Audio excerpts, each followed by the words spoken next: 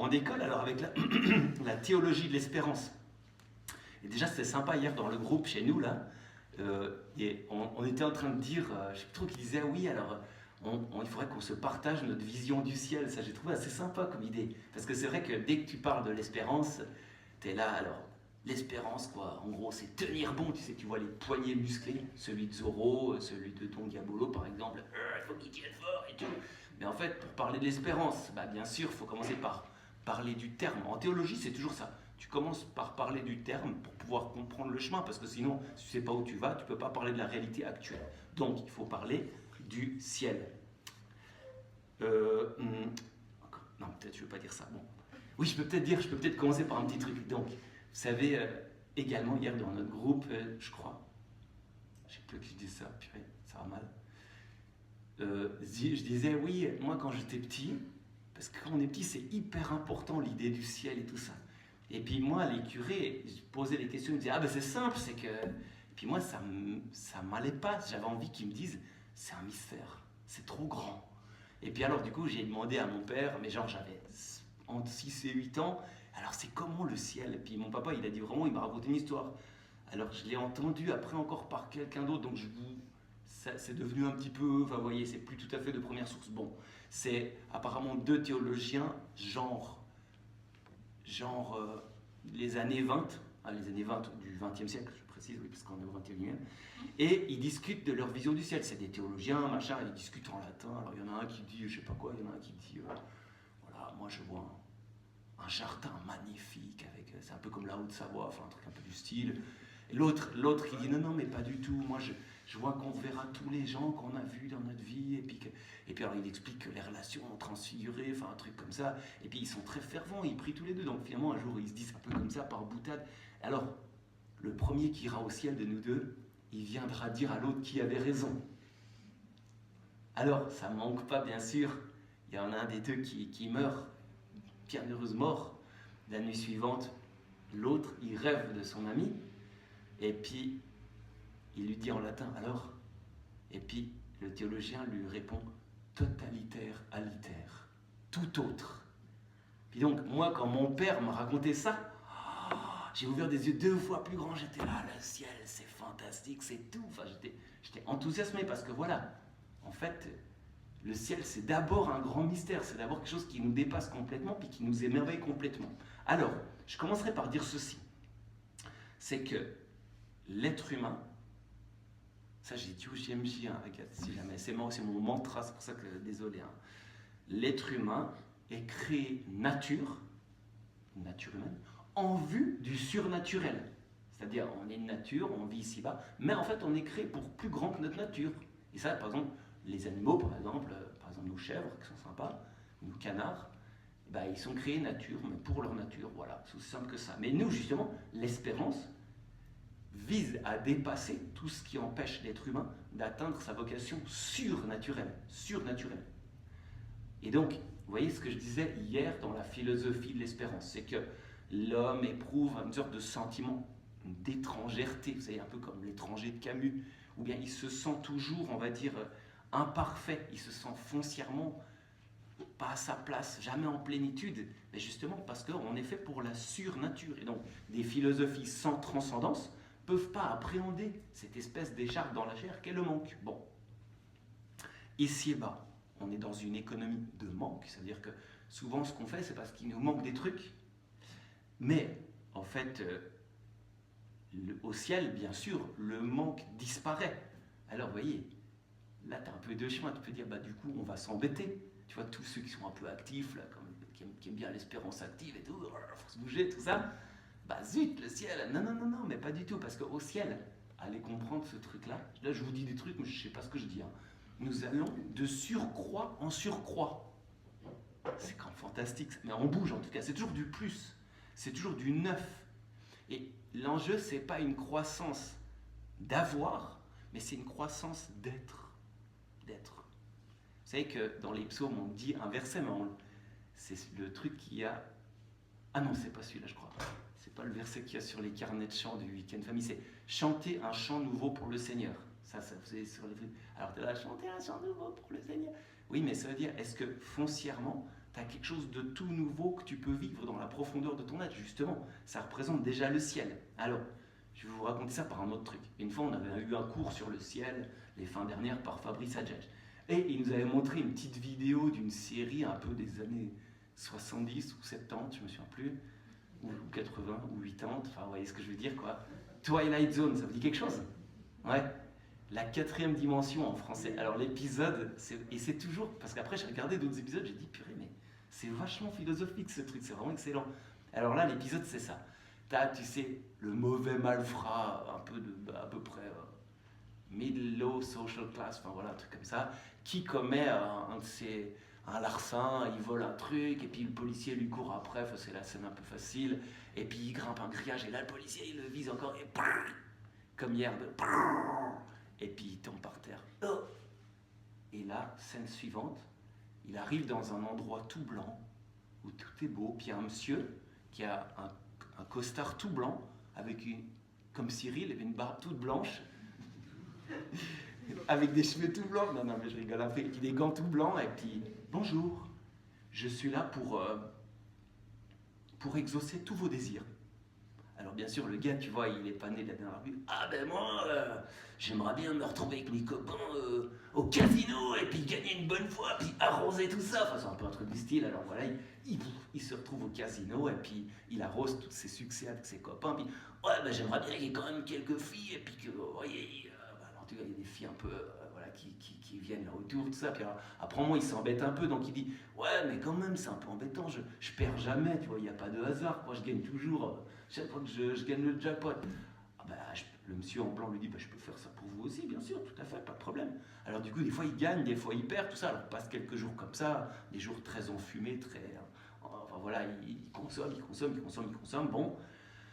Puis après un moment, voilà, il rentre dans une petite dépression, mais purée, mais j'ai tout ce que je veux, tout ça. Puis il commence à soupirer. Puis du coup, dans la discussion, il dit au monsieur en blanc oh, mais si, vraiment, j'aurais pas pensé que c'était comme ça le ciel.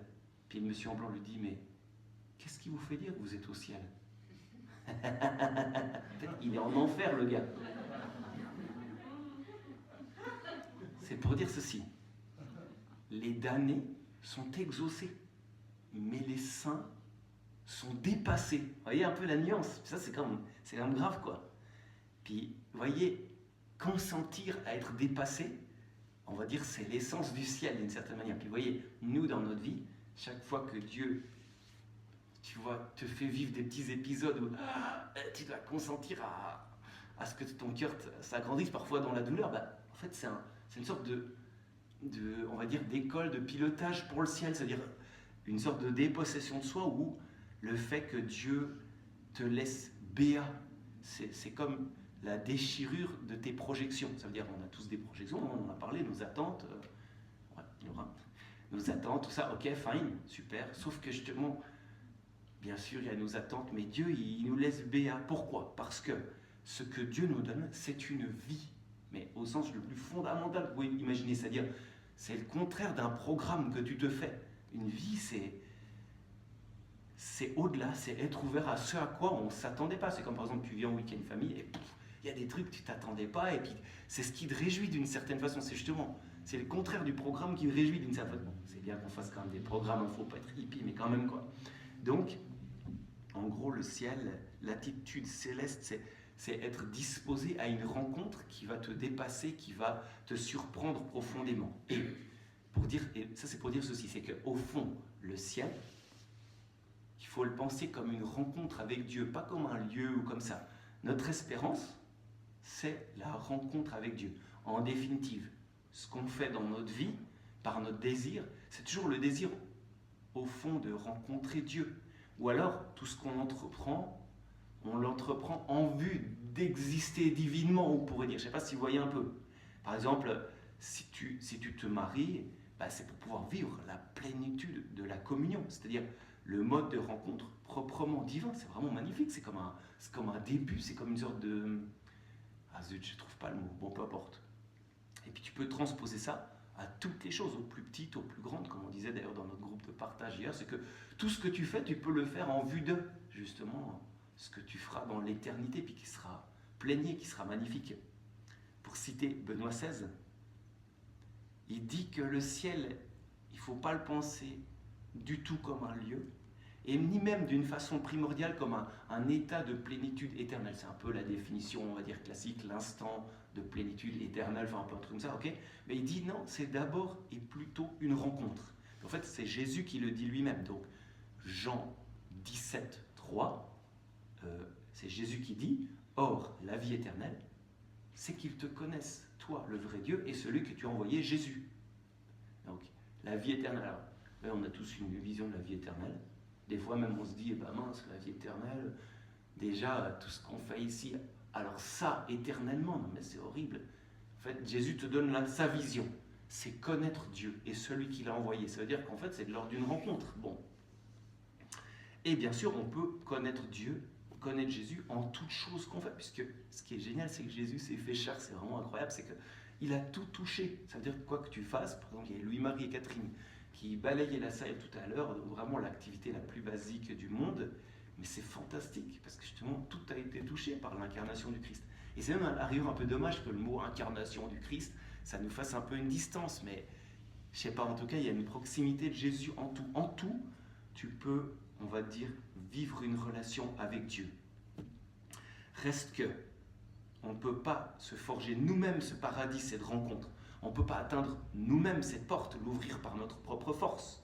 Et justement, c'est là qu'on arrive à la notion d'espérance, pas juste comme désir, mais comme vertu théologale. Et Sarah en a parlé hier, donc je ne vais pas trop m'étendre, mais je redis juste ceci, c'est que, en fait, pour espérer les bonnes choses de la bonne manière, pour ajuster nos attentes, on a besoin de Dieu. Et l'espérance vraie, le bon désir, bien orienté à la juste force, même ça ne vient pas uniquement de notre propre effort, mais ça vient de l'infusion de la grâce de Dieu même. Donc en gros, il y a quelque chose de divin déjà qui soit sommeille en nous, soit qui danse déjà en nous. C'est magnifique. Donc voilà, une façon un peu nouvelle de vivre nos désirs pleinement, sans aucune honte, avec élan, les vivre avec Dieu, à deux, par lui, avec lui, en lui. Ça c'est mon truc préféré de la messe, puis c'est aussi ma devise sacerdotale, par lui, avec lui, en lui. C'est un peu dommage la mélodie, je trouve. Trouver un truc un peu plus par lui, avec lui, en lui. Bon, aussi, comme il l'a dit Thierry hier, enfin, je traduis, il n'a pas dit comme ça, mais voilà, c'est qu'il faut qu'on comprenne notre prière, pas simplement comme un langage déconnecté du fond, de notre fond qui désire, parce que notre fond c'est du désir, mais c'est plutôt le fait d'amener tous nos désirs en présence de Dieu, pour pouvoir, en guillemets, les malaxer, les purifier, les revoir ensemble à sa lumière, pas uniquement à notre mesure. Et puis même, vous savez, il y a plein de spiritualités dans l'Église, plein de spiritualités magnifiques. Certaines spiritualités, elles voient l'amour dans le fait de remettre dans la prière nos désirs à Dieu. Par exemple, quand Jésus, on en a déjà parlé hier, dit à Gethsémani, non pas mes désirs, mais les tiens, Seigneur. Et puis vous savez, la prière de Charles de Foucault, moi j'aime beaucoup personnellement. Vous connaissez, mon Père, je m'abandonne à toi, fais de moi ce qu'il te plaira, y compris un balayeur jusqu'à ma mort, ou j'en sais rien trop quoi, enfin, tant que ce soit pour ta gloire. Bon, c'est impressionnant. Puis on sait bien que Charles de Foucault, ça n'a pas été un démissionnaire, ça a plutôt été un énorme amoureux qui a été poussé jusqu'à déposer son propre désir devant celui qu'il voyait comme plus grand que lui, comme infini. Puis vous voyez, ça c'est quelque chose de magnifique, c'est comme une attitude vraiment spirituelle. Moi ça me fait un peu penser vous savez, au vivant de l'Apocalypse. On va parler 2 secondes de l'Apocalypse parce que punaise, bon voilà, toujours le tyran qui est la montre suisse, mais vous savez, dans l'Apocalypse, à un moment, t'as les vivants ils ont une couronne, et puis ils la jettent toujours devant Dieu, là, ils se découronnent eux-mêmes pour jeter devant Dieu leur couronne, pour dire non, à toi la gloire, non, enfin à toi notre vie, je sais pas quoi, c'est un truc comme ça, puis c'est éternel. Alors moi j'ai jamais compris le truc. Est-ce qu'ils vont après à pied jusqu'au trône de Dieu pour ramasser leur couronne, pour la remettre, puis après pour la rejeter? Je sais pas très bien, mais c'est pour dire, c'est un geste d'amour, c'est pour dire à toi la gloire, puis Dieu répond non, à toi la gloire. Vous voyez un peu le truc? Ça c'est un peu justement l'idée de désir comme ça, où tu déposes devant Dieu, et puis mais Dieu répond, mais c'est toi mon désir. Ah bon, non, mais c'est toi mon désir. Vous savez, Dieu qui nous répond la même chose que ce qu'on lui dit. C'est quelque chose du style. Voilà. Donc, on a défini le ciel comme une rencontre. et pour nous, où se matérialise de façon source cette rencontre. On en avait parlé il y a 2 ans au dernier week-end famille. Je ne sais pas, quelqu'un était là au dernier week-end famille, là, à Lézin. Puis il y a eu le Père Jean, il y en a quelques-uns, ouais, c'est ça, top. Et l'idée, c'était de parler de la communion. Peut-être que vous vous souvenez plus du thème, hein, mais c'est pas grave. Hein. Je comprends bien le problème. En gros, la rencontre exacte et la plus brûlante entre Dieu et l'être humain, c'est Jésus, c'est le corps de Jésus. C'est aussi simple que ça. Puis nous, vous voyez, Jésus, il veut faire de nous son corps. C'est aussi simple que ça. Il n'y a vraiment pas à comprendre plus. Jésus, il est mort, ressuscité. Donc, on a en lui la rencontre définitive et plénière entre Dieu et l'homme. C'est plus quelqu'un qui est dans l'état de voie. Comme je disais hier, c'est l'état de voie, c'est quand tu marches encore, tu es encore en train de... Quand tu es en plénitude, quand tu es dans l'état de terme. Là, c'est la rencontre parfaite entre Dieu et l'homme. Jésus est vrai Dieu et vrai homme. On peut donc définir Jésus ressuscité comme notre espérance.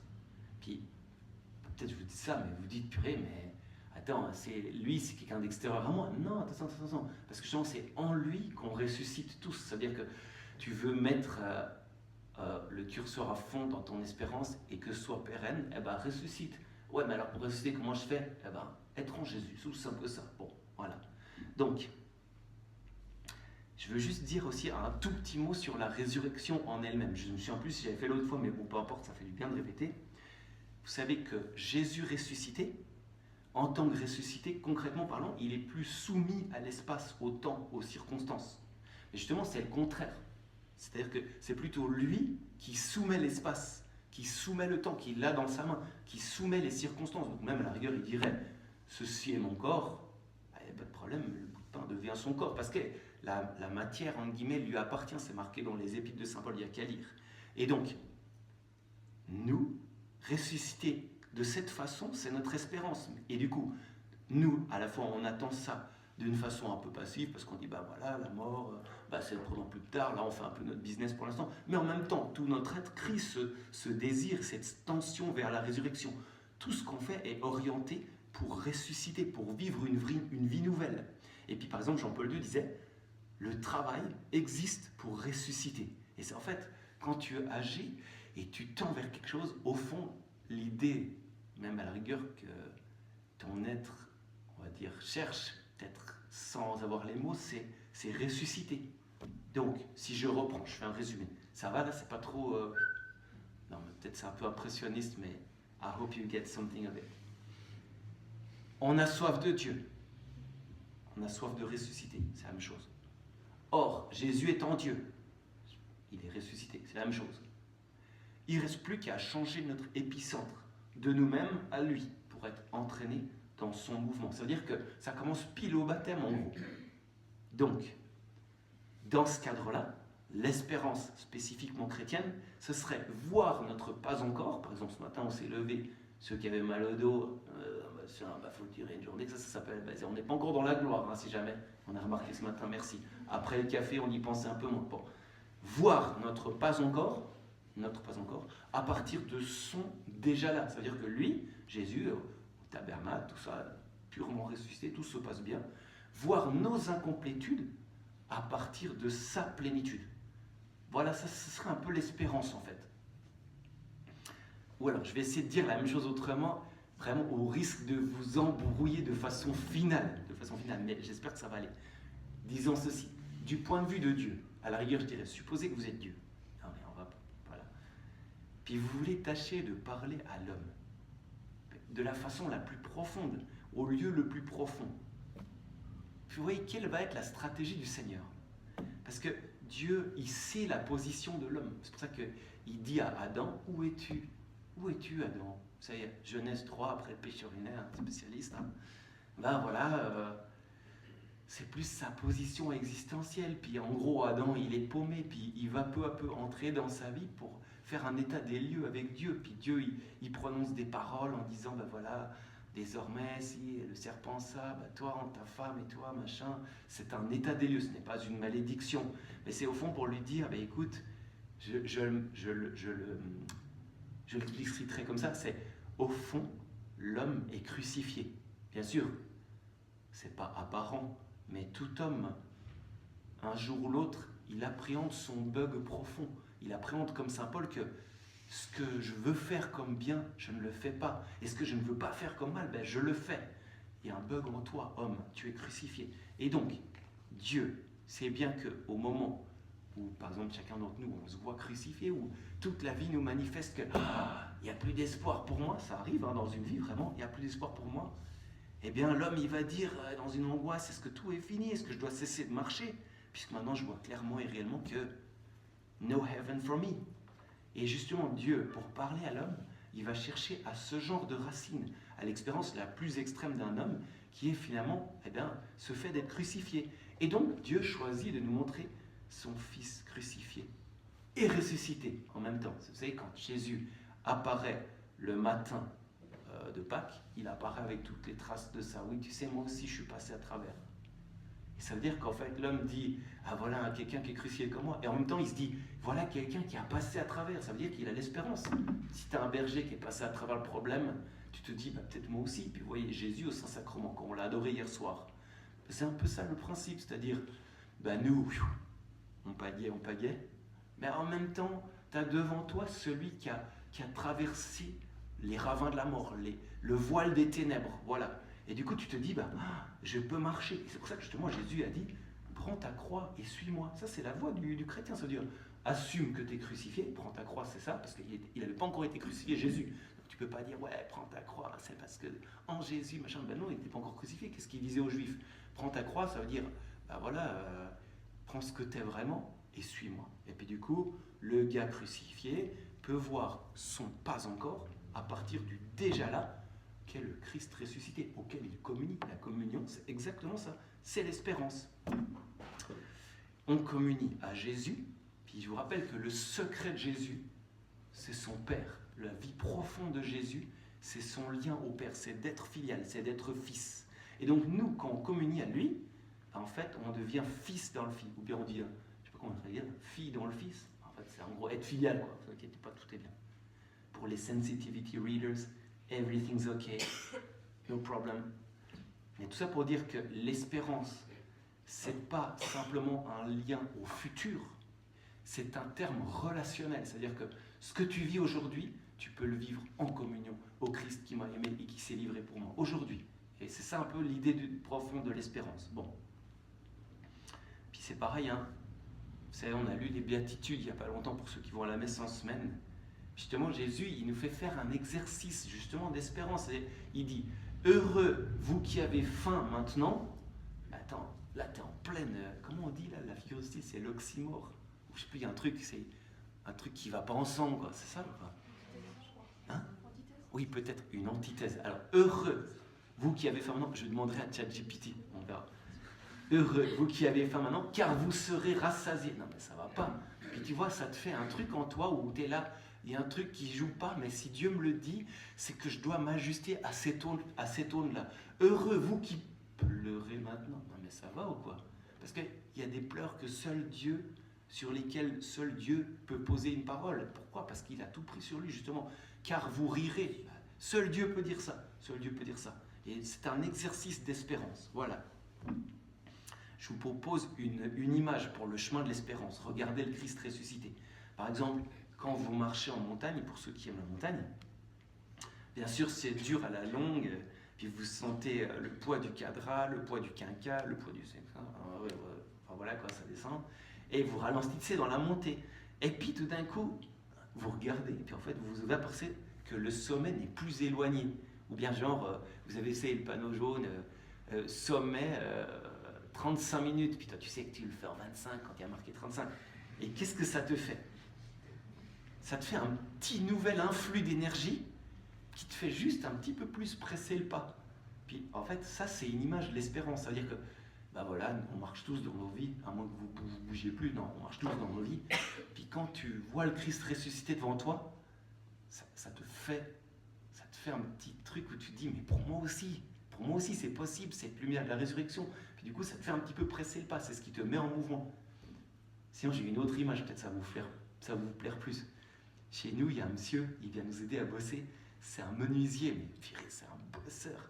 Puis en fait, on voulait fêter ses 75 ans. Donc, il est suisse, donc c'est 75 ans, mais ça marche aussi. Et du coup, en fait, lui, après les complis, vous savez, à Saint-Joueur, on fait les complis à 9h, et puis après, lui, il allait encore bosser, mais jusqu'à 10h ou 11h. Puis du coup, avec l'autre frère, on s'est dit, bon, on prend du schnapps, et puis on va bosser avec lui, puis dès qu'on a fini le travail, on prend un ou deux schnapps, quoi, pour fêter ses 75 ans. Et puis du coup, c'était rigolo, parce que on sentait que quand on bossait là, genre à 10h du soir dans le truc, il y avait un petit pulse en plus parce qu'on voyait la bouteille de schnapps posée sur l'établi. Voilà l'image de l'espérance. Ça veut dire que quand tu as l'objet devant toi, voilà, bon, tout ça faut dire. Voilà. Ça donne une petite force, l'espérance chrétienne. Alors, la vertu d'espérance ordonne et fait fleurir la volonté. C'est-à-dire que, vous savez qu'on a, selon les catégories thomistes, deux facultés proprement spirituelles, l'intelligence, la volonté. La foi informe plutôt l'intelligence, la volonté est plutôt, elle, informée. Que dis-je? C'est plutôt l'espérance qui fait bouger, qui met en mouvement la volonté. Je vous cite ma super phrase de saint Thomas d'Aquin que j'avais promis à mon groupe de hier, attention, hashtag saint Thomas d'Aquin, la foi montre la fin ultime, l'espérance fait tendre vers elle, c'est-à-dire qu'on bouge, et la charité unit à elle. L'espérance, c'est la vertu du pèlerin, entre guillemets. Vous voulez que je répète? Attention. Parce que quand même, saint Thomas d'Aquin, les punchlines, c'est vraiment un phénomène, le gars. Bon. La foi montre la fin ultime. L'espérance fait tendre vers elle. La charité unit à elle. Ça veut dire que tu ne peux pas te passer de ce trépied. Parce que si tu ne pratiques pas la charité, tu ne marches pas vers la charité. Il ne faut pas rigoler. Donc si tu n'as pas la charité, tu n'as pas l'espérance. Par contre, si tu n'as pas l'espérance, effectivement, tu ne bouges plus pour pratiquer la charité. C'est ça. Vous voyez, tout est dans l'amour, en gros.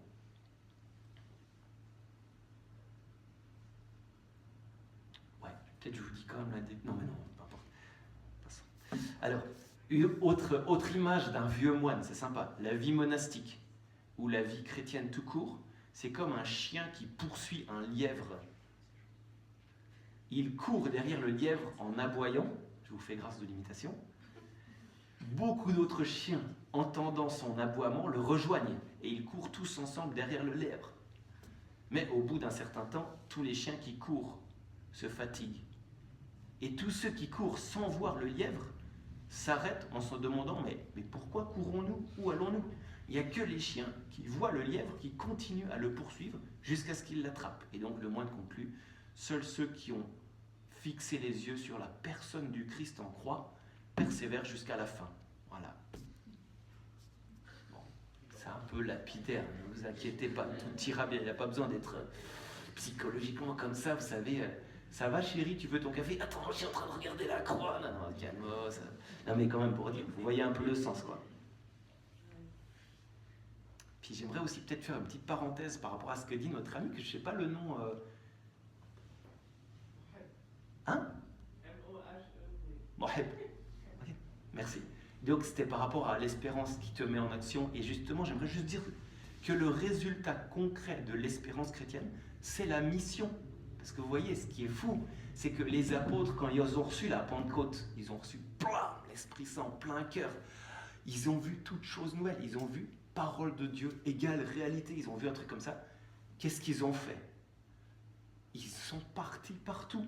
Et c'est ça, vous voyez, le truc, c'est que quand Dieu te met l'espérance au cœur, ça te fait vraiment bouger, ça te fait...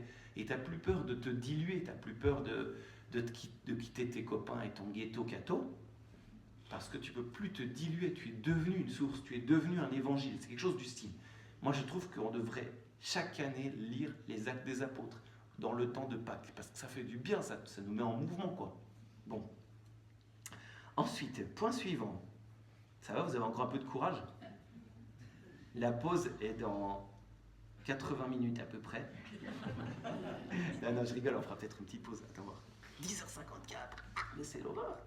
Il faudrait que je saute quelques passages. Alors, les vices contraires à l'espérance, c'est-à-dire l'action du démon sur notre espérance. Alors, je dirais simplement, déjà, les vices contraires, c'est bêtement, hein, alors c'est gros et méchant, hein, ça vaut ce que ça vaut, le désespoir, la présomption. En fait, c'est un peu les deux volets de l'homme sans Dieu. C'est aussi simple que ça. Le cocktail le plus classique, si on fait une petite phénoménologie, c'est suivant. C'est le démon te pousse à l'orgueil, d'une façon insensible, mais parce que le démon, il sait aller lentement. La question du rythme chez le démon, c'est très important. Il te pousse à l'orgueil de façon insensible, mais de plus en plus forte, avec une sorte de montée exponentielle qui est également aidée parfois par toutes sortes de débordements, soit par exemple dans l'alcool, dans les substances, soit dans toutes sortes de conquêtes. Et puis, c'est une montée qui prend la forme d'addiction plus ou moins physique et pas forcément explicitement reconnue par la victime. Puis, monter, et parvenu à une sorte de pinacle, le diable nous montre que nous sommes vanité, pure vanité. Et tout ça, c'était que du vent, que nous ne sommes rien. Et du coup, là, il te met sa dernière flèche, le désespoir. Et du coup, plus tu es monté haut, plus la tentation du désespoir est forte. Et du coup, vous voyez, dans cette histoire-là, ça, vraiment, j'ai vu souvent. Tu montes, puis tu arrives à l'endroit du plafond. Bon, dans cette histoire-là, en fait, la frustration joue un rôle fondamental. Et oui, la frustration, c'est le gros mot interdit en Occident. Mais moi, je suis trop content de vous dire le mot frustration. C'est pas pour, mais c'est pour dire, ça joue quand même un rôle fondamental dans l'éducation à la béatitude, à la vision de Dieu. Parce qu'en effet, ici-bas, on aura toujours des plafonds qui nous rappelleront notre finitude, qui nous rappelleront que la béatitude est un don de Dieu, une grâce, que c'est donné, que tu ne peux pas te l'attribuer à toi-même, comme je disais tout à l'heure. Par exemple, si je prends l'idée d'un enfant qui n'est jamais frustré, il monte de plus en plus haut, pousse les limites. Un adolescent qui n'est jamais frustré, lui aussi il monte de plus en plus haut jusqu'à ce qu'il trouve beaucoup plus haut un plafond. De toute façon, il trouvera. Puis alors là, à ce moment-là, c'est pas une petite chute, c'est vraiment un grand patatras. Et c'est un schéma qui peut se répéter de façon de plus en plus extrême et puis qui débouche éventuellement sur un jeu obsessif. Vous savez, le parallèle dans les psychopathologies, alors attention, je ne veux pas faire des tuilages, dire vite fait, mais le parallèle, ça c'est juste une analogie, dans les psychopathologies, c'est la bipolarité. C'est ça en fait l'idée. Et du coup, c'est pour ça que l'idée de frustration, quand même, on l'a foutu trop vite à la poubelle. Ça ne veut pas dire qu'il faut toujours se frustrer, toujours mourir à soi-même. Et est-ce que le dimanche matin, je prends un peu de Nutella ? Non, pensez à ce qu'a dit le père Johannes. Non, c'est pas ça, bien sûr. Mais c'est pour dire qu'il y a un truc avec ça. Rappelons-nous, Ève, vous savez, Ève, son geste extrêmement profond, c'est que Dieu avait posé une parole sur l'arbre, la bestiole avait posé une parole sur l'arbre, et qu'est-ce qu'elle a fait ? Elle a fait un geste où elle s'est appropriée justement ce fruit, elle a mis la main sur le fruit. Et c'est un geste qui a frelaté tant et tant d'autres gestes depuis, c'est-à-dire, au lieu de recevoir de la part de Dieu le fruit de l'arbre, elle a étendu la main et elle s'est arrogée ce fruit. Et du coup, nous, on contient en nous un peu ce geste. Mais bien sûr, c'est pas que sur les pommes, hein. Enfin, c'est sur tout et sur tous, surtout. Bon. Et Dieu, qui veut réapprivoiser sa créature, il doit lui montrer qu'il est le créateur. Déjà, le Behaba, quoi. C'est la lettre A dans l'alphabet de la vie spirituelle, c'est que tu es créature, Dieu est créateur. Et donc, il doit faire vivre à la créature un certain manque, pour que cette main crispée sur le fruit apprenne de nouveau à espérer de Dieu le salut, et non pas de sa convoitise toute puissante. Et donc, une main décrispée, travaillée dans l'espérance, elle peut recevoir le fruit espéré. Prenez et mangez, ceci est mon corps. Il y a tout un jeu avec ça. Et donc, pour conclure cette histoire sur le péché contre l'espérance, je dirais simplement que le plus grand péché, mais avec espérance, tu vas au paradis. Le plus petit péché, mais sans l'espérance, tu vas en enfer. C'est extrême, hein ?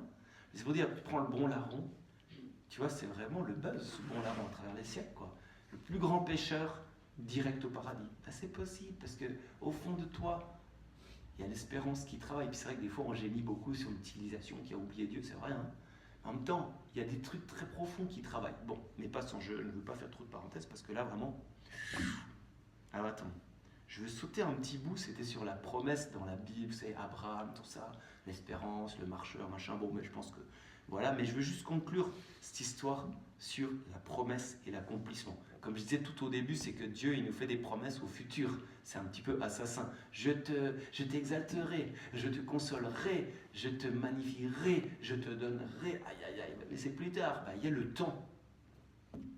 Disons que le temps peut être vu comme le lieu où s'exerce la liberté de l'homme. Ça, par exemple, si vous êtes impatient, c'est une bonne équation. Temps égale liberté. C'est simple que ça. Temps égale liberté. L'homme, il est comme laissé à lui-même dans ce espace, dans ce lieu, dans ce temps. Comme vous savez, le roi de la parabole qui partit dans un pays lointain. Vous savez, il laisse les talents là où il y a... Mais Dieu, tu pars. Ça, c'est les meilleurs moments de la Bible, ça, moi, j'aime trop. Dieu qui part, pardon. Qui part. Oui, c'est ça. Parce qu'il veut te dire, mais homme, à toi de jouer, tu es responsable de ton temps. Tu vas devenir libre dans ce temps. Et donc, on a, pour servir cette liberté dont nous sommes responsables dans ce temps, la présence de l'Église. C'est le sacrement du Christ, pour nous embraser toujours et toujours de la promesse du Christ. Et puis pour nous montrer le terme. C'est un peu ça, on est un peu dans un entre-deux. Le Christ est venu, il reviendra. Entre-temps, bon, en même temps, il est là, parce qu'il est présent dans notre vie, tout ça, mais quand même, on ressent quand même son absence d'une certaine façon. C'est une bonne chose, ça te permet de toi-même faire tes pas. Bon. D'où d'ailleurs, présence de l'Église qui, lorsqu'elle est entachée de scandales, c'est vraiment terrible, parce que justement l'Église, c'est le sacrement du Christ, c'est pas simplement une institution. Si, je sais pas, dans le public, il y a un scandale avec un professeur, c'est un scandale, mais c'est un double scandale quand l'Église, eh bien, a dans son sein des gens qui pêchent publiquement, c'est vraiment terrible. Bon, passons. Ensuite, je veux juste dire un dernier truc, après on va faire quand même une petite pause. Bon, ce sera une pause quand même moins fournie et en temps et en café que hier, mais quand même on fera la pause. Mais c'est juste pour dire, l'Apocalypse, vous savez que j'ai un grand amour pour l'Apocalypse. Donc l'Apocalypse, c'est le livre de l'espérance. Souvent les chrétiens, ils ont super peur de l'Apocalypse, soit qu'ils ne comprennent pas, mais c'est un langage très poétique, très symbolique. Mais en plus, ils disent, il n'y a que des catastrophes là-dedans. Mais en fait, c'est impressionniste comme truc. C'est-à-dire que le centre, l'idée fondamentale autour de laquelle tout s'ordonne, c'est que, alors même que tout semble se déliter, bien Jésus est vainqueur. Vous savez, il a vaincu l'agneau, etc. Chapitre 5 de l'Apocalypse. Puis du coup, Jésus bénit de sa présence tout le reste de la création. Donc, un monde nouveau va naître. C'est ce que dit, en fait, l'Apocalypse. Alors, peut-être je vous laisse avec ça. On a fait un petit tour d'horizon de l'espérance.